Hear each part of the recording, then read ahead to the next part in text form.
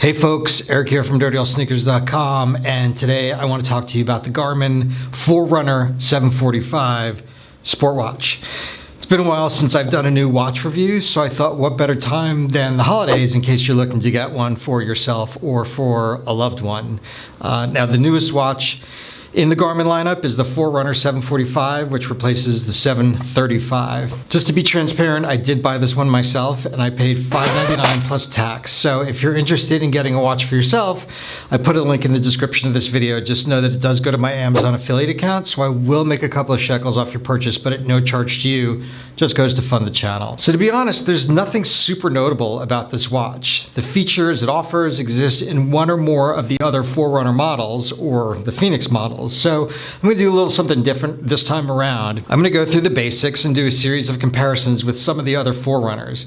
You can see the comparison that I did of the 245 up here. Now this watch is going to track everything that you've come to expect in a sport watch, like steps, calories burned, intensity minutes, and sleep.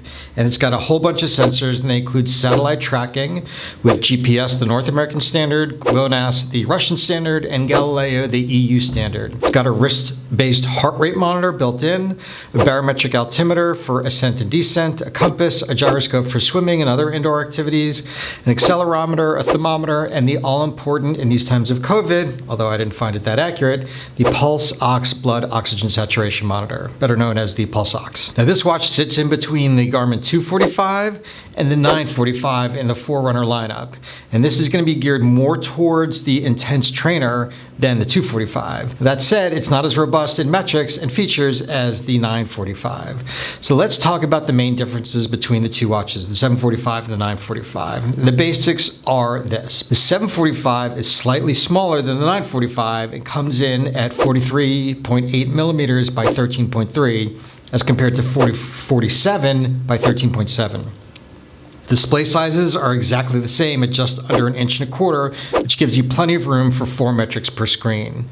And it also weighs a mere 3 grams less than the 945 at 47 grams. Battery life is where you're going to see the huge difference between these watches, which shouldn't come as any surprise given the difference in size. The 745 can last up to 7 days in smartwatch mode, as compared to double that, 14 days on the 945. Now both watches have onboard music, and I'll talk about that in a sec. But if you're listening to music while you're using the satellite sensors, you're going to get up to 6 hours on the 745 and 10 with the 945. Satellites with no music, 16 hours on the 745 as compared to 36 on the 945.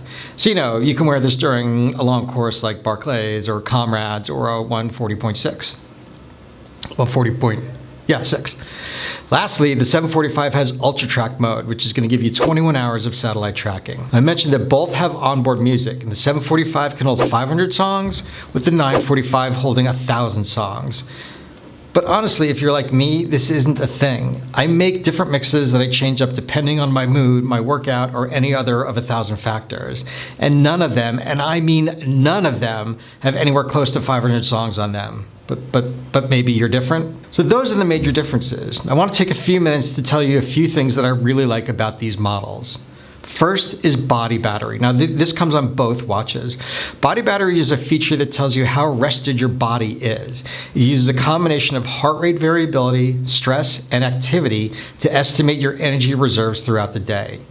It takes a while to get to know your workout patterns along with your rest and sleep habits, but it could be a good training tool to know if you're feeling fatigued because of overtraining or you're just not getting enough rest.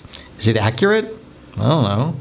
I can tell you that it's gotten me out of more than a few errands on a Sunday afternoon. So does it matter if it works? Another important feature that comes on both watches is integrated safety. It's a sad state of the world that this is pretty much a necessity these days, especially if you're a woman. But these are some great features. The one I think is the best is called Assistance, which allows you to text a message with your name and GPS location to an emergency contact. All you have to do is hold down the power button for 3 seconds. From there, it gives you a countdown. In case you've triggered it by accident, it gives you the opportunity to cancel it. And then sends a text to up to 3 emergency contacts you list in Garmin Connect. Just to make sure that you understand, you do need to carry your phone to have these features work. So here's what it looks like.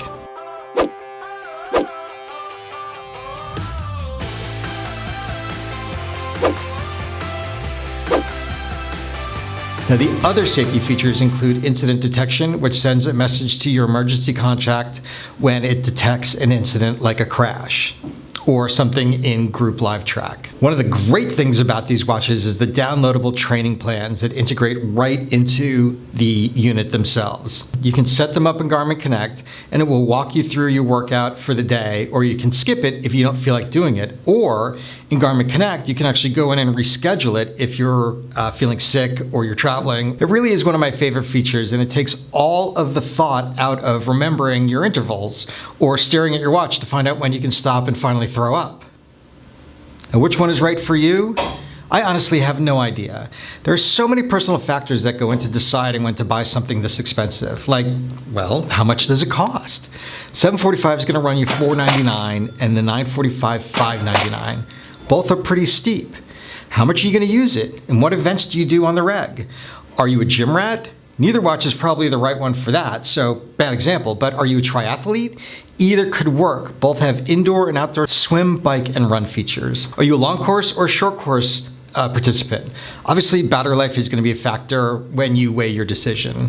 Do you like a large or a small watch? Now, I prefer the Phoenix 6X because I like a big fat watch. Although I enjoyed the 945 when I wore it, and I found the 745 just to be a little bit too small for me. So it's up to you. I'm just here to present the facts. Just the facts, ma'am. So that's about it, folks.